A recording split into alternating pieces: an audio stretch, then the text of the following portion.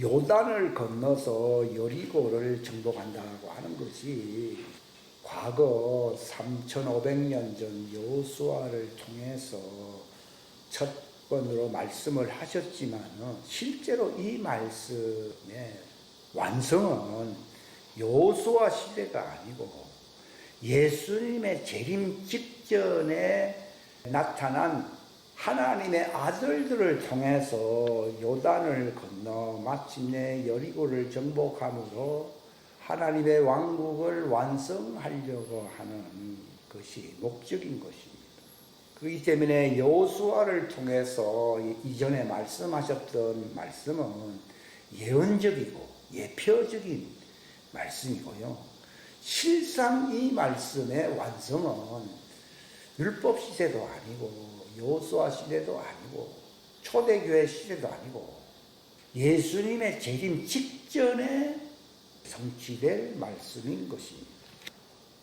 그래서 예표적으로 여호수아를 통해 말씀하신 이 내용을 살펴봄으로써 마지막 때 예수님 직전에 어떻게 하나님의 왕국을 완성하시느냐고 하는 그 목적에 우리가 가깝게 다가갈 수 있는데 교육적으로 많은 도움이 됩니다. 왜냐하면 예표적인 이 말씀들은 그림을 보듯이 우리에게 주시는 말씀들이기 때문에 그렇습니다. 지금 성령님을 통해서 계시하시는 말씀은요, 아주 영적인 눈에 보이지 아니하는 그 세계 속에서 말씀하시는 것이고, 여호수아를 통해서 미리 3500년 전에 말씀하신 이 말씀은요, 그림자와 예표적으로 조감도를 보면서 장차 어떻게 이 건물이 세워질 것인가 하는 것을 쉽게 이해할 수 있도록 볼 수 있는 말씀인 것입니다. 그러니까 이 요단을 건넌다고 하는 말이 무슨 말이냐 하면 이건 과거에 그냥 그 사람들이 뭐 요단을 건너갔다 이렇게 얘기를 합니다. 또 모세를 통해서 홍해를 건너갔다고 얘기합니다. 이것을 그 고린도전서 10장에서 모세를 통하여 그들이 침례를 받았다 이렇게 나옵니다. 그리고 이 여호수아를 통해서 요단을 건너갔다고 하는 것도 침례입니다. 이것은 두 세대를 얘기하는 것입니다. 여기 한번 이 여호수아 5장, 여기 5장 있죠. 세 번째 7절 말씀을 제가 읽으면 그분께서 그들을 대신, 여기 그들이라는 말은 모세의 세대를 얘기하는 겁니다. 모세 세대를 대신하여 일으킨 그들의 자손, 여기 그들의 자손, 이것은 여호수아 세대인데 이것은 무슨 말인가 하면 율법 세대의 사람은 모세 세대라고 해석하면 되고요. 그들을 대신하여 일으킨 그들의 자손, 그들의 자손은 여호수아 세대. 이것은 복음의 세대의 마지막 이 하나님의 아들들이 나타나는 세대를 얘기하는 거예요. 그래서 제가 이 해석을 하게 되면요, 요단을 건너간 것은 여호수아 세대의 침례를 얘기하는 겁니다. 여호수아 세대의 침례는 성령 안에서 100% 자아가 죽는 삶을 사는 신장, 물에 잠긴다는 거예요. 이게 완전함에 이르는 그리스도의 몸으로 완전케 되는 이 성령 침례를 얘기하는 겁니다. 그리고 홍해에서 그 이전에 모세 세대잖아요. 모세 이건 한 대표자고요. 통해서 침례를 홍해에서 받았다고 하는 것은요, 예수 그리스도의 이름으로 말미암아 죄사함을 얻는 침례를 얘기하는 것입니다. 베드로가 사도행전 2장에 너희들은 각각 회개하라. 이거 종들이구나. 종들은 왜 회개시키냐? 용서해 주려고 회개시킵니다. 회개함으로 주 예수 이름으로 침례를 받으라 하는 말이 그들이 죄사함 받는 종들이 모세에 속하여 홍해에서 침례를 받았다고 하는 것은요, 베드로를 통해서 예수님이 죄사함의, 예수 이름으로 죄사함의 침례를 받는다는 걸 보여주는 거예요. 그리고 모세 세대를 지나서 다른 세대인 여호수아 세대, 이것은 하나님의 자녀들, 아들들의 세대를 얘기하는 겁니다. 이들이 언약궤를 앞세워 가지고서 요르단을 건너갔다고 하는 것은, 이 언약이라고 하는 이 구약 시대 율법은 육체의 연약함으로 말미암아 그들이 범법하게 되었고, 결국은 하나님이 이혼 정서를 줄 만큼 하나님과의 관계가 소원해진 것입니다. 그런데 이 두 번째 여호수아 세대는 모세 세대와 달리 언약궤를 앞세운 제사장들이 앞에 서 있다는 말은 여기 무슨 말인가 하면은, 이 언약궤는 새 언약궤를 보여주는 거예요. 물론 예표적인 것이기 때문에 구약에, 그러니까 율법도 아까 제가 율법에 대해서 잠깐 말씀드렸잖아요. 율법을 모세편에서 보면 옛 언약으로 보이지만은 여호수아 안목으로 보게 되면은 무엇으로 보입니까? 새 언약입니다. 왜냐하면 복음은 율법의 완성이거든요. 그래서 새 언약입니다. 새 언약도 내나 율법의 완성을 얘기하는 거예요. 사랑은 율법의 완성이다 할 때, 사랑은 진리의 예수님의 입에서 나오는 생명수 말씀을 얘기하는 것입니다. 그 법궤는, 모세 당대에는 법궤가 없었어요. 그들은 아직 율법도 받지도 못했고, 그들은 이제 장차 오실 예수 그리스도 이름으로 그들이 회개함으로 죄사함을 받음으로써 이제 용서를 받는다는 것을 예표적으로, 출애굽함으로써 용서를 받아야 될 거 아니에요. 유월절을 지내기 때문에 죄사함을 받는 신뢰를 보여주는 거예요. 근데 제가 오늘 말씀드리려고 하는 이 요단강을 건너갈 수 있었던 것은, 모세 당시에는 시내산에 이르지도 않았기 때문에 율법이 없었습니다. 그러하나 그들은 바로 율법보다 크신 예수님의 어린 양 유월절 피 흘림을 통하여 장자 심판을 통해 그들이 이집트를 탈출할 수가 있었고, 많은 금과 은과 보석과 재물을 가지고, 그걸 왜 가지고 나왔습니까? 성막을 짓기 위해서 나온 것입니까? 짓기 위해서 갖고 당당하게 나올 수 있었고, 그들을 다시 추격하려고 했지만은 하나님의 천사들이 그들을 가로막고, 그들 앞에 놓여있는 이 험준한 이 홍해가 한 500m, 깊이가 300m 넘는다고 그러더라고요. 이거를 몸으로 지나갈 수 있겠습니까? 그건 무슨 말인가 하면, 인간의 능력으로는 죄사함 받을 수 없다는 걸 보여주는데, 하나님이 죄사함 받을 수 있도록 홍해를 예수님의 십자가 휘장까지 열어놓아서 안 열어놨어요.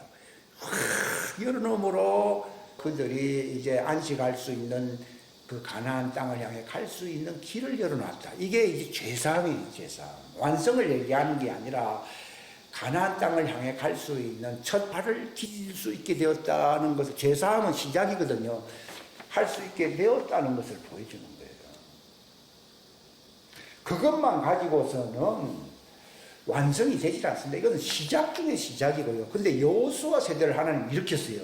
왜냐하면 그들이 홍해를 건너고 제사함도 받고, 뭐 시내산에서 하나님과의 언약을 지키겠다고 맹세도 했지만은 결국은 얼마 가지 못해서 그들은 하나님과 관계가 굉장히 소원해졌습니다. 마침내 이혼 지경까지 이르게 된 것입니다. 모세의 중보 때문에 하나님이 잠깐 멈춘 것이었지만은, 그러나 마지막 때는 결국은 그들이 돌이키질 않았기 때문에 성전이 무너지고 이스라엘이 쫓겨나고 유다도 멸망해버리고 하는 그런 일들이 나타나게 된 것입니다. 그건 이혼했다는 증표를 보여주는 거예요. 이게 율법에 대하여. 그러나 그거 생각해 보면요, 이 율법의 언약궤를 가지고 간 것처럼 보이지만은, 그 언약궤를 메는 제사장들이라는 것은 로마서 15장에 바울이 내가 복음의 제사장이라고 그러잖아요.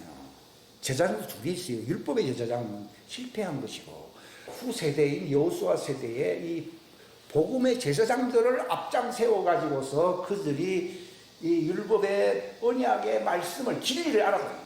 이 새 언약의 진리를 알게 되었다고 하는 것은요, 바로 그리스도와 연합할 수 있는 신부가 되었다는 것을 얘기하는 거예요. 우리가 이 율법의 완성인 진리의 법, 이게 바로 율법의 완성인데, 이것을 지고 우리가 어깨에 메고 간다고 하는 것은요, 내가 바로 그리스도의 신부와 같은 그리스도의 몸의 지체가 되었다는 것을 말을 하는 겁니다. 지체가 되어야만이 그 완성된 진리의 율법, 진리의 법도 율법이에요. 진리의 율법이라고 표현해 있는데 그것도 진리의 법 이렇게 나와 있어요. 내가 율법은 다 같이 율법이에요. 진리의 율법이에요. 진리의 율법. 우리는 믿음의 법, 율법 이렇게 얘기하죠. 원래 그렇게 표현하면 안 돼요. 율법이 있고 믿음의 율법 이렇게 하는 거예요.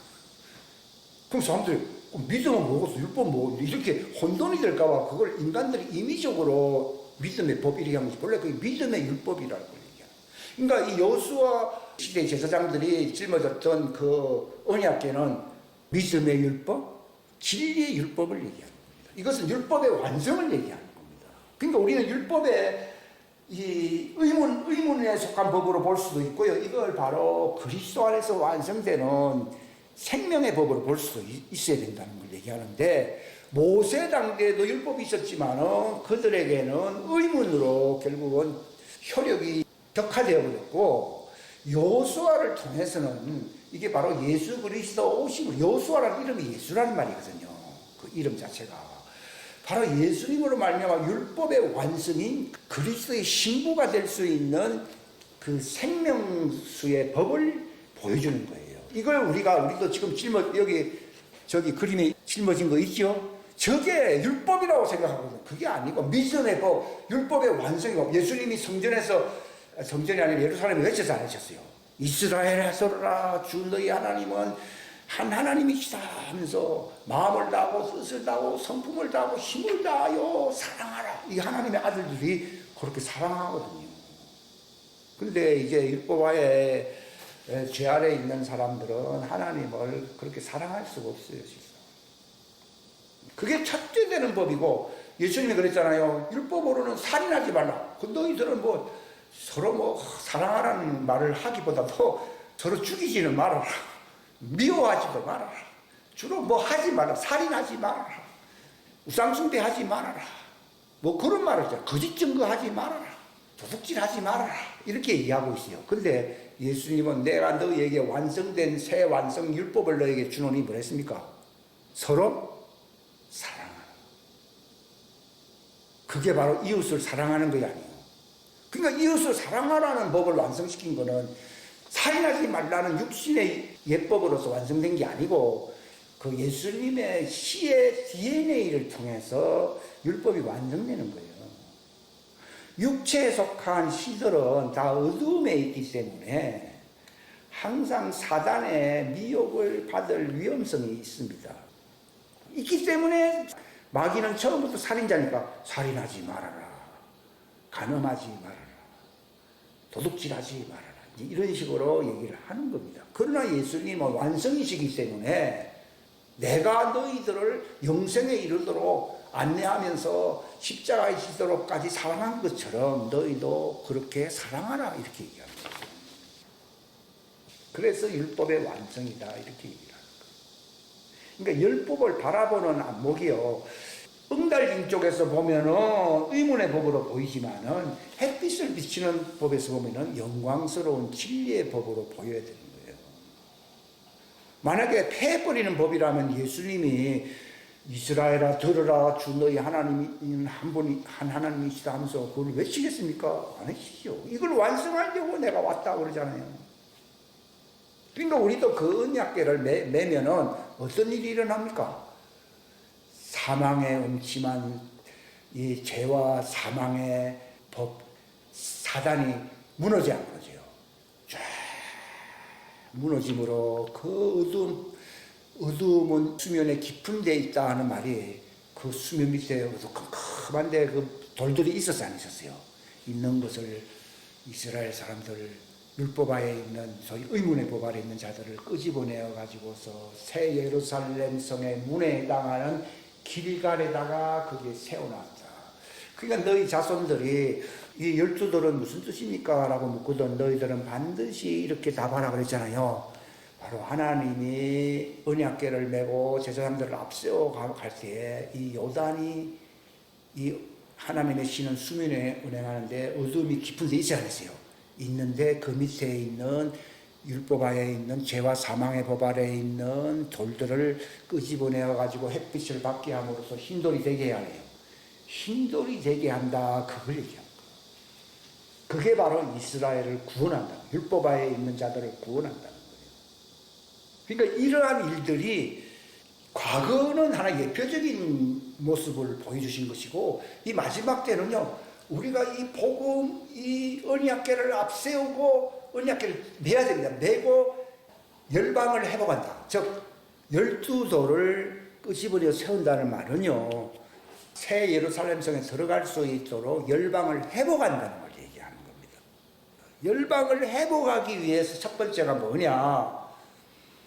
언약궤를, 율법이 아니고 언약궤, 율법의 언약궤라고 하는 것은요, 이건 생명의 성령의 법과 연결됩니다. 왜냐하면 언약은 하나님과 연합되는 것이기 때문입니다. 그래서 율법하에 있는 사람은 유익한 축복을 받지 못했습니다. 죄와 사망의 법, 어둠이 창세기 1장 2절에 수면 깊은 데 있었잖아요. 이게 바로 요단강물이 이렇게 갈라짐으로써 그 죄와 사망의 법 아래 매여 있는 종된 백성들을, 시민을 12를 대표거든요. 다 끌어내어 가지고서 하나님의 왕국의 도성인 새 예루살렘 성에 들어갈 수 있도록 입구에다가 세워놓는다 라고 하는 것입니다. 이 역사가 일어나야 되는 거예요. 지금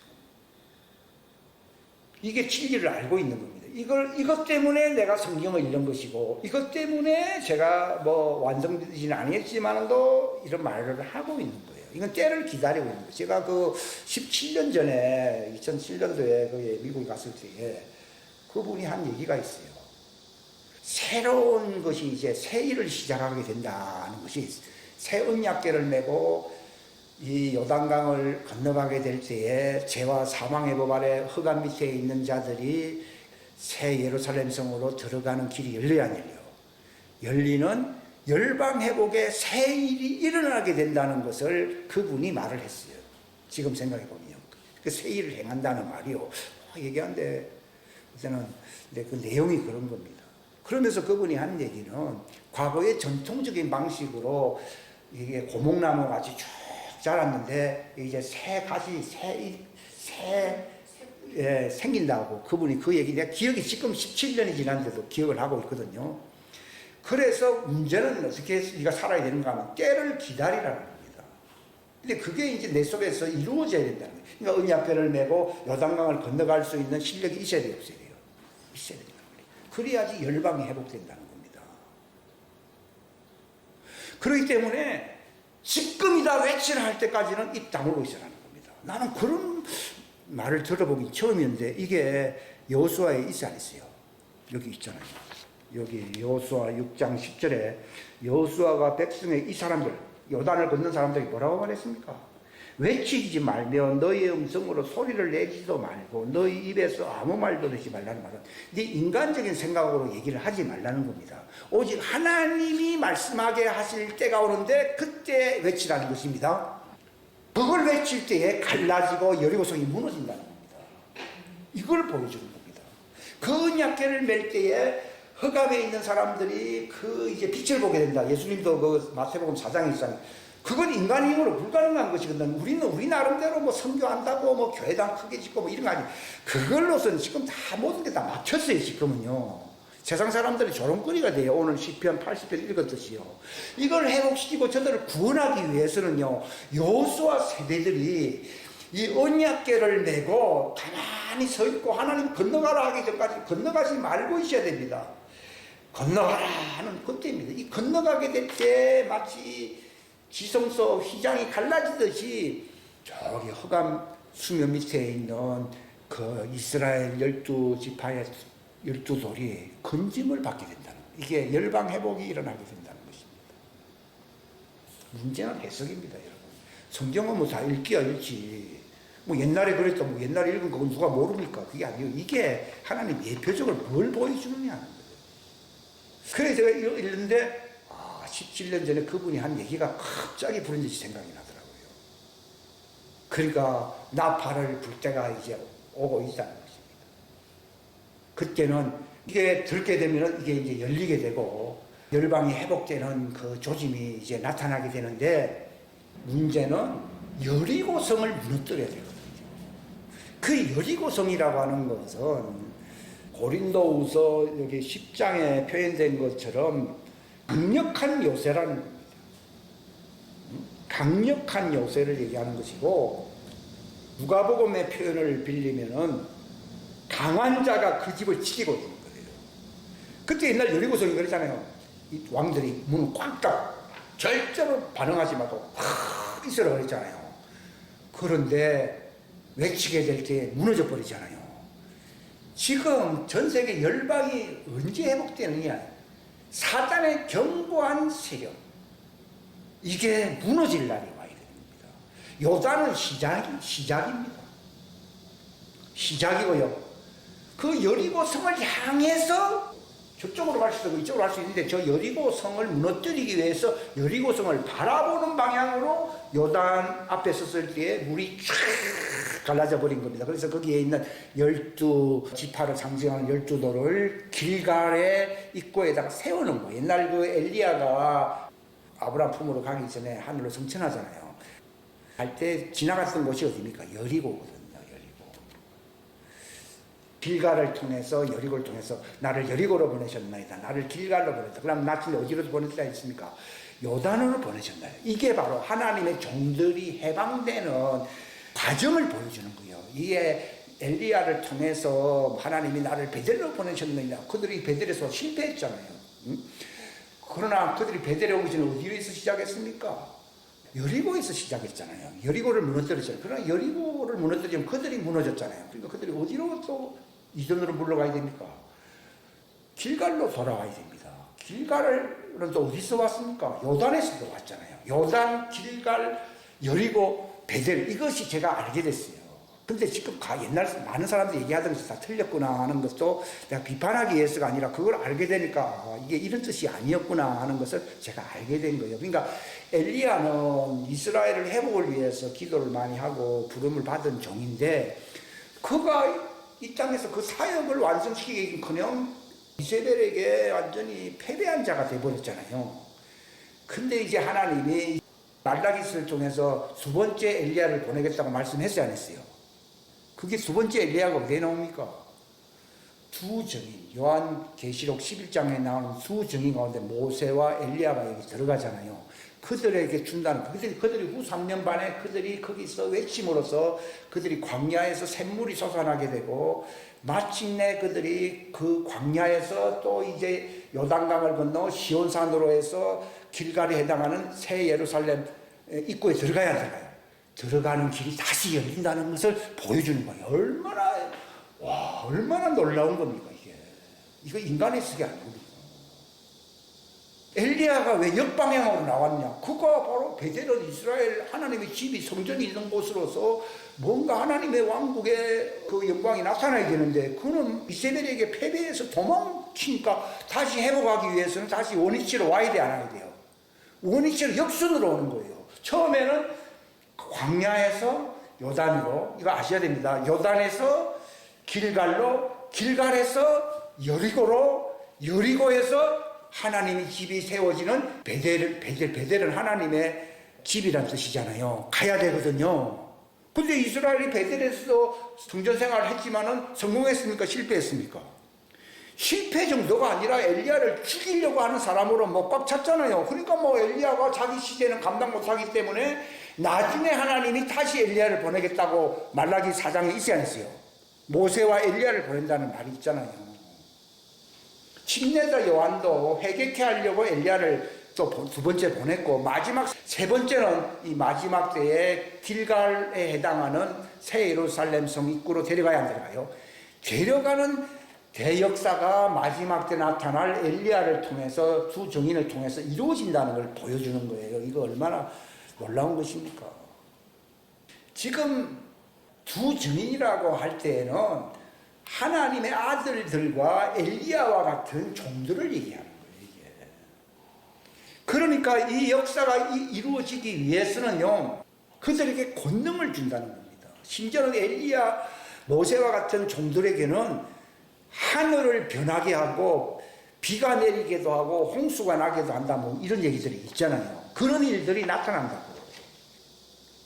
근데 이 일들이 나타남으로 그들이 하나님께로 돌아오는 역사가 나타나요. 두 증인들의 역사로 말미암아 왔다 갔다 하는 양다리 걸치고 있는 이 소위 이스라엘 신자들이 하나님께로 돌이키는 급선회되는 역사가, 회개하는 역사가 일어나게 된다는 걸 말을 하는 것이에요.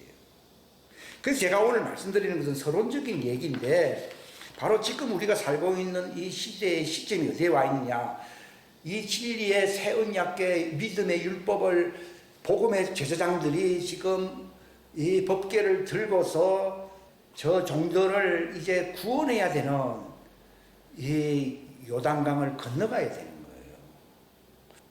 침례는 뭐라고 표현하고 있습니까? 베드로전서 3장에 침례는 예수 그리스도 부활하심으로 말미암아 우리를 구원하는 정표인데, 이거는 육신을 회복시킨다는 말이 아니라 그 혼의 양심이 하나님께로 돌아간다는 것을 가리키는 것이다, 이렇게 나와죠. 정확하게 제가 해석을 해서 말씀드리는 거예요.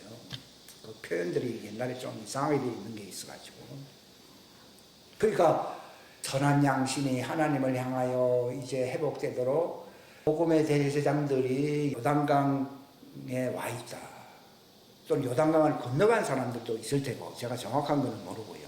이 시점이 지금 와 있습니다. 이 시간적인, 시대적인 좌표가 그렇다는 거예요. 좌표. 여러분이 내비게이션 하면 어디까지 와 있다는 걸 알게 되듯이, 우리가 지금 사는 시대가 어디까지 와 있느냐, 이게 이제 열려요. 이제 열리게 되고, 문제는 그건 시작입니다. 이제 이것이 시작이 이제 이르렀기 때문에 하나님이 이 말씀을 또 생각나게 하시더라고요. 근데 본론은 뭐냐? 이 서론, 본론, 결론이 있습니다. 이 여호수아의 사역 역사가요. 이게 완전히 하나님의 언약을 짊어질 수 있는 복음의 제사장들이 되어야 된다. 이게 바로 사역자, 뭡니까? 선교사, 교사, 목사, 사도, 이런 수준입니다. 언약궤를 매야 된다는 말은요, 이 구약은 다른 예표적인 것이고 신약적으로는 이게 중요하죠. 옛날에는 예표적이고 지금은 이게 이루어져야 되기 때문에. 우리 속에 예수님이 그랬잖아요. 하나님의 모든 충만함이 예수님 안에 거했고 이것이 아버지를 기쁘게 했다라고 골로새서 1장 19절, 2장 9절에 보면 나오잖아요. 우리도 그렇게 되면 우리도 완전하게 된다 그러잖아요. 그러니까 하나님의 말씀의 언약궤를 진리의 말씀으로, 하나님의 신성의 영생수의 말씀으로 우리 속에 충만하게 돼. 이게 기름 준비한다는 얘기예요. 이걸 짊어지고 간다는 얘기는요, 슬기로운 다섯처녀가 왕의 기름 부음으로 충만. 이게 7명의 기름 부음이 왕의 기름 부음이거든요. 은사가 나타나는 그 성령의 역사도 있어요. 그러나 이사야서 11장에 보게 되면은 하나님의 7명으로 충만해야 되거든요. 이것이 마태복음 25장에 슬기로운 다섯처녀가 신랑을 맞이하기 위해서 왕의 기름 부음을 받는다는 것입니다. 이 왕의 기름 부음을 받게 되면은 예수 그리스도의 권능이 나타나게 되거든요. 그러니까 만왕의 왕이 됩니다. 그분은 만왕의 왕이요 만주의 주인 것처럼 세상 군왕들이 예수님 앞에 복종당하듯이 우리가 왕의 7명이 이게 7 무지개라는 표현도 쓰고 있어요. 또 7 등불이라고 하는 표현을 쓰고 있어요. 이것으로 우리가 지금은 이걸 충만하게 채우는 것이에요. 이건 실제 상황이에요. 과거는 예표적인 것이지만은 제가 지금 말씀드리는 7명, 7 등불, 7 무지개의 영으로 우리 속에 왕의 기름 부음으로 충만하게 되는 것이, 이게 바로 진리의 법궤를, 율법을 완성시키는 그 완전한 율법이잖아요. 예? 믿음의 율법이라는 말은 믿음의 완전한 율법을 얘기하는 거예요. 믿음의 법은 무슨 표현인가 하면 믿음의 완전한 율법이에요. 여기는 율법했다, 여기는 법했다. 성경 번역을 같은 단어인데도 왔다 지 마음대로 써놨거든. 율법은 다 율법으로 표현하든지 아니면 법으로 다 법이라고 얘기하든지. 복음의 법이라고 하는 말이 그 사도 바울이 고린도서에 있어야 됐어요. 있잖아요. 그게 바로 율법을 완성하는 완전한 영광의 생명의 법을 얘기하는 겁니다. 이 법을, 이게 생명의 성령의 법이 완전한 율법이거든요. 아니, 또 율법이라고 그러냐. 왜 나도 율법이지, 전부 다. 하나님 법이니까. 완전한 율법을 우리 속에 가득 채우고 하나님이 건너가라 하면은 그게 갇혀있는 죄와 사망의 법 아래 강이 흐르는 곳으로 지나가게 되는, 갈라져 안 갈라져? 갈라져 가지고서 그들을 시온산으로 안내할 수 있는 자가 된다는 것을 가르치는데, 이게 무슨 뜻이냐 하거든. 하나님이 갈라지게 한다는 것이야. 이게 있잖아요. 그럼 그건 시작입니다. 여기서는 할례를 반드시 받으라고 되어 있습니다. 왜냐하면 불완전하기 때문에 인간은 기적이 나타난다고 해서 내가 완전한 게 아니라 생명의 성령의 법으로 내가 내면적으로 완전히 정화되어야 됩니다. 육신의 죄의 몸을 완전히 벗어버려야 됩니다. 이걸 그리스도와 함께 내가 십자가에 죽어야 돼, 안 죽어야 돼? 완전히 죽는다. 바울은 날마다 죽는다고 그랬잖아요. 이걸 죽어야 됩니다. 그게 바로 여호수아가 그 여호수아 세대들에게 너희들이 광야에서 할례를 못 받았는데, 모세의 할례를 받지 못했는데 이제는 부싯돌로 칼을 만들어. 그게 무슨 말인가 하면 양면에 날카로운 칼 있잖아요. 그게 영생의 생명의 진리의 복음의 법을 얘기하는 겁니다. 이걸로서 너희를 할례하라는 것입니다. 지금 우리가 그리스도의 생명의 복으로 이게 할례를 받아야 됩니다. 그래야만이 여리고성에 들어갈 수 있습니다. 여리고를 점령할 수가 있습니다. 첫째는 언약궤로 기름 부음을 충만히 받아야 된다는 것을 뜻하는 것이고, 이거 짊어진다고 하는 말은요. 두 번째는 계속 양날선 부싯돌 칼로서 할례를 받아야 됩니다. 할례를 받으니까 예수님이 그 여호수아에게 나타났어요, 안 나타났어요? 네 발에 신을 벗어라, 나타나. 그런 것처럼 우리가 완전하게 될 때에 완전히 그리스도의 성전됨으로써 천하무적이 돼버리거든요. 너를 당할 자가 결탄코 없으리라고 했거든요. 우리가 이 두 가지 기름 부음으로 가득 차고 할례를 받게 되면은 주님이 나타나시고, 그는 나도 그를 사랑하여 그에게 나타나요? 나타납니다. 이 두 가지가 이루어집니다. 너희가 나를 사랑하면 내 명령을 지키고, 그렇잖아요. 그리고 성령 침례를 받아야 돼요, 받으라. 그리하면 나도 너를 사랑하여 그에게 나타난다 그러잖아요. 그러니까 말씀으로 기름 부음을 받을 때에 성령 침례, 이 할례 역사가 나타나거든요. 성령 침례는 할례와 관련되잖아요. 그리스도와 함께 죽은 자가 되잖아요. 십자가에 달린 자가 되게 하거든요. 죄에 대하여 죽는다는 말은 기름 부음을 받아서 성령 침례로서 할례를 받게 될 때에 내가 그리스도와 함께 완전히 죽은 자로서 예수님의 성전되잖아요.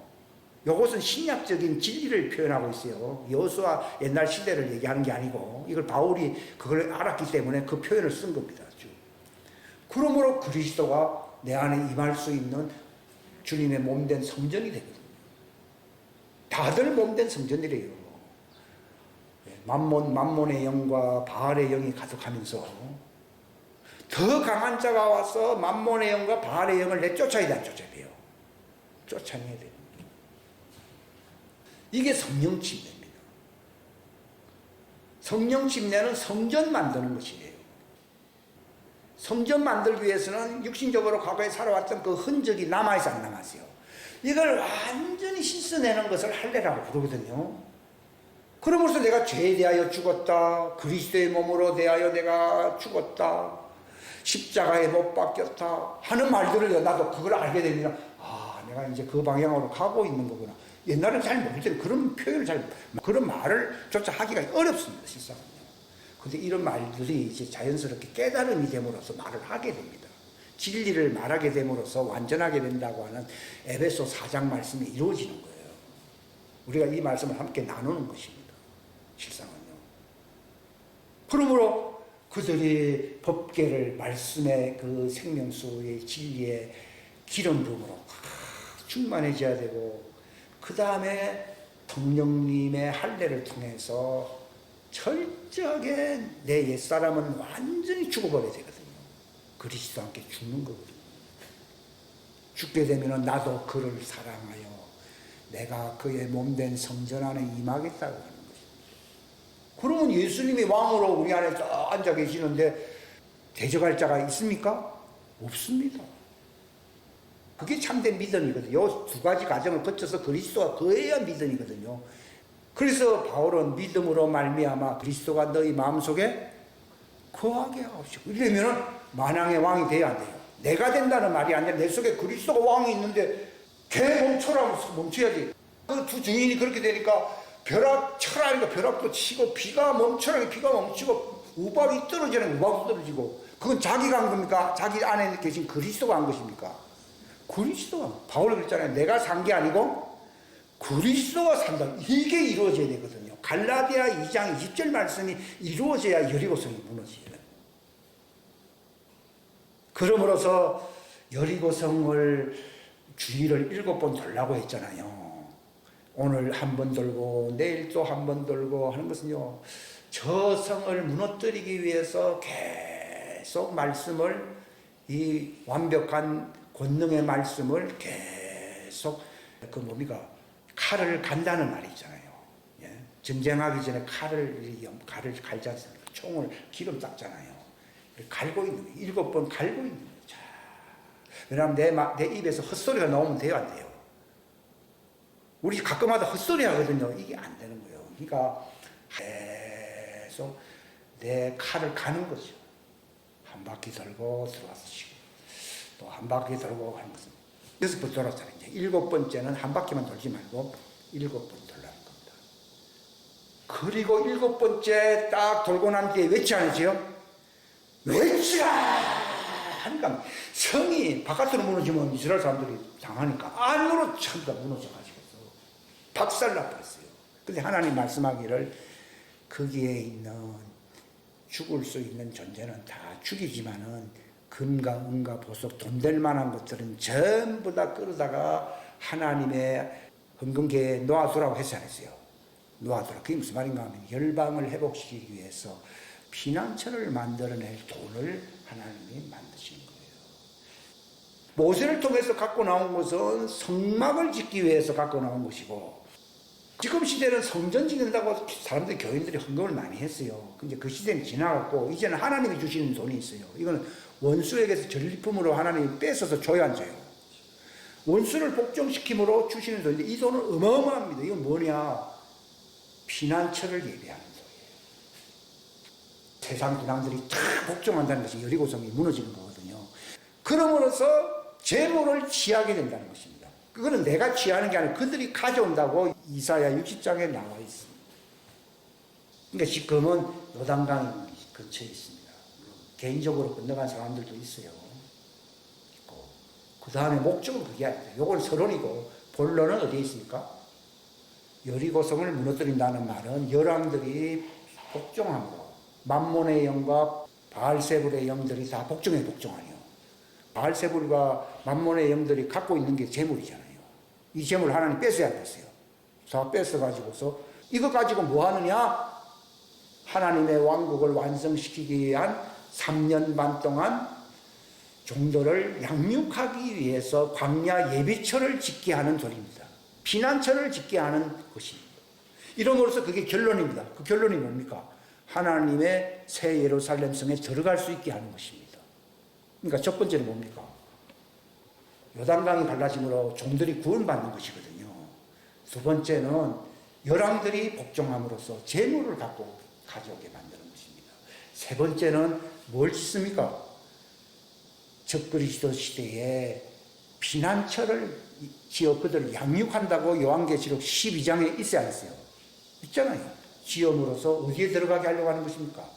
새 예루살렘 성에 들어가는 게 결론입니다. 결론이 중요하잖아요. 서론, 본론, 결론. 오늘 요 말씀을 드리려고 요단강을 건너 여리고성을 무너뜨리는데 이것은 이제 본론 속으로 들어가야 되는 것입니다. 이 일은 일어나지 않았어요. 왜냐하면 열방의 재물이 오질 않았기 때문입니다. 이사야 45장 말씀이 흑암에 감추인 물질이 오질 않았습니다. 흑암에 감추인 돈이라는 말이 적그리스도 관나라에 있는 만몬의 영과 바알세불에게 속해 있는 자들이 갖고 있는 돈들입니다. 이게 원수들의 돈을 우리가 취하게 됩니다. 이것을.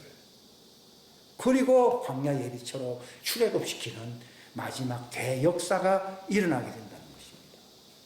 그런데 제가 이걸 말씀을 준비하면서 오늘 아침에 딱 드는 생각이 뭔가 하면 옛날에 보면 옛날 왕들이요 열심히 우상 숭배를 심판하고 뭐 바알상을 제거하고 아스타로성을 뭐 여신상을 다 제거했다 이런 말은 있는데 항상 산당은 남겨뒀다는 말이 있지 않았어요. 난 그게 참 이상하더라고. 뭐 잘라버렸으면 뭐 산당도 없애면 되는데 뭐 맨날 나오다가 산당은 남아있더라. 산당은 남아있더라. 근데 주님은 뭐라고 말씀하시는가?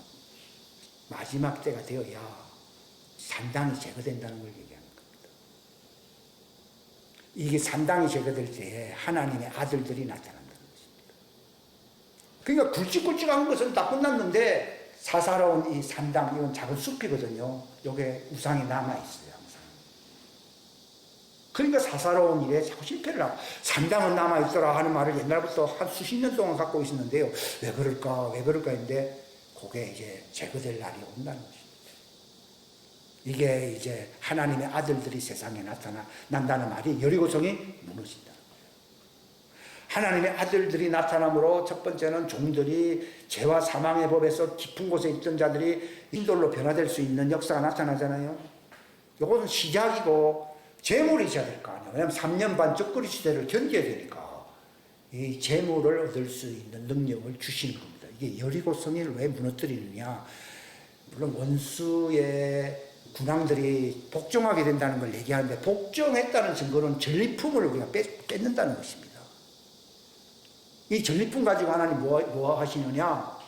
사사로운 데 쓰는 게 아니라 하나님의 왕국을 완성시키는 양육비로 종들을 3년 반 동안 기르는 양육비로 쓴다는 것입니다. 그게 이제 되면은 하나님의 왕국이 새 예루살렘 성이 하늘에서 내려와야 안 내려와요? 내려온다는 것을 말씀드리고 우리가 할례를 끝까지 받아야 된다는 것은 산당을 제거해야 할 일이 남아있다는 것을 말씀을 하는 것입니다. 기도하시겠습니다. 하나님 아버지 감사합니다. 귀한 시간 주셔서 감사합니다. 제대로 깨닫지 못하고 이해하지 못한 부분들은 성령님께서 우리가 말씀을 가까이 함으로 더 이제 확실하게 이해할 수 있는 그러한 총명과 지혜의 영을 허락하여 주시기를 바랍니다. 그리함으로 이 여호수아서를 통하여 하나님께서 이루시고자 하시는 여호수아 예수님의 모형인데 모세를 대신해서 일어난 신세대인 여호수아 세대를 통하여 하나님께서 요단을 건너가게 하시고 여리고를 정복하게 하심으로 그들에게 흑암에 묻힌 전리품을 주므로 이 마지막 때 3년 반 동안 하나님의 백성을 기르시는 양육비를 확보하신 피난처를 예비하시려고 하시는 하나님의 귀중한 뜻이 있으므로 사사로이 그 돈을 취하지 말라고 말했습니다. 그걸 취하는 자들은 저주받는다고 말했습니다. 하나님, 예표는 우리가 알고 있지만 마지막 때 되어질 하나님의 놀라운 대역사를 우리가 목전에 두고 바라보고 대기하고 준비하고 있는 시점에 와 있다는 것을 알게 하여 주심으로 기름 준비를 확실하게 착실하게 할 수 있게 하여 주시고 할례를 받아 칼날을 예리하게 하여 여리고성을 우리가 말씀 한마디로 정말 정벌할 수 있는 위상에 이룰 수 있게 하려고 하시는 하나님의 뜻을 알게 하여 주시고 마침내 피난처를 예비함으로 하나님의 왕국 새 예루살렘 성에 가까이 접근시키려고 하시는 하나님의 완벽한 의도를 깨달을 수 있도록 인도하여 주옵소서. 함께하여 주시기를 간절히 바라옵고 거룩하신 주 예수님의 이름 받들어 간절히 기도하옵나이다.